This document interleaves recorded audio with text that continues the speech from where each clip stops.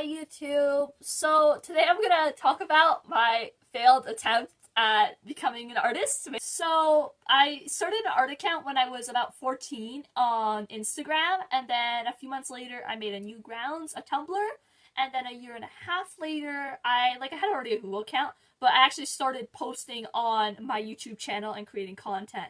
So I would mostly make art, and so what I would draw a lot of is like video game characters, so like from Touhou projects. So it's like pretty, I would consider that pretty niche, that a lot of people didn't know about that.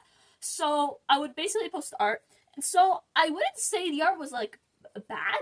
I would say it's like middle ground, like pretty okay. Let me talk about the growth. I have it written down on paper, kind of like the final follower sub count, whatever. So the total follower count was like, if you add those up and like equate their value as the same, was like 181, which isn't bad, but for 2 years of work is kind of just okay. Like, there's not really, that's not a lot.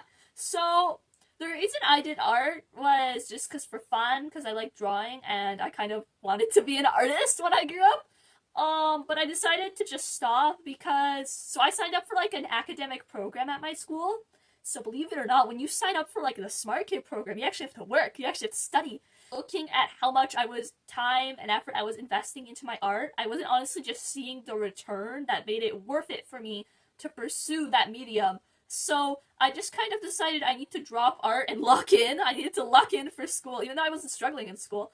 But I just thought, like, I have back problems, so I didn't see it as worth the effort I was putting in. So for my YouTube channel, which is the only reason I made that was because I heard that growth is like easy on YouTube, and based off this channel, I mean, that's actually true. I think I just got really unlucky with the YouTube RNG. So on the other channel, I would basically post time lapses of myself not myself drawing, my drawings. And so those didn't do very well. Like, I did a singular, like, kind of like serious video, like with edits and stuff like that, an art study video, and that did like quite well. I got like 642 views. So they aren't really what people watch. It's not what the people want, right? So I can understand why people didn't watch it, but at the same time, I thought more people would watch it than what ended up watching it.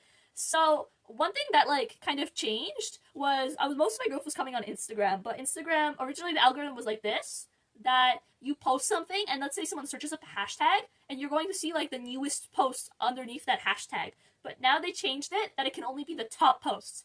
So the only way to really like develop any sort of growth of hashtags was to have already had a large following that liked your post because it's your post, not because they discovered it on the hashtag. And then it would rank higher in the hashtag, and then you had a chance of people discovering it. So this basically forced a lot of small creators to literally just have nothing on their Instagram at all because no one was liking their posts because they had no followers and they were only relying on hashtags to grow and get any sort of engagement. And another thing I really didn't like was how the online content space has changed like a lot recently, like last few years, like towards short form content because of TikTok. And I just hate short form content as a medium. Like, I feel like time can be spent better elsewhere. And I just don't think that, I don't see it as valuable in the way like this kind of video is. Like, even though this kind of video can also age poorly, but like I just feel, I just don't like the environment around short form content. I would have no idea how to like properly adapt my art into short form content. So I just kind of decided I don't like the environment and the medium the realistic growth would be needed in. So I decided to drop it. And I also wanted to drop it because, so in the future, when I finish high school, I'm planning to, hopefully I can get into that. I'm planning to go into medicine or dentistry. I still haven't decided, something like that. And I just feel that like making art doesn't really help me achieve that goal. Like, it's more so a hobby, and I don't think it's worth that insane time investment. Because like, what am I gonna do? I'm gonna roll up to like the med school interview and they're gonna be like, so why don't you want to be a doctor?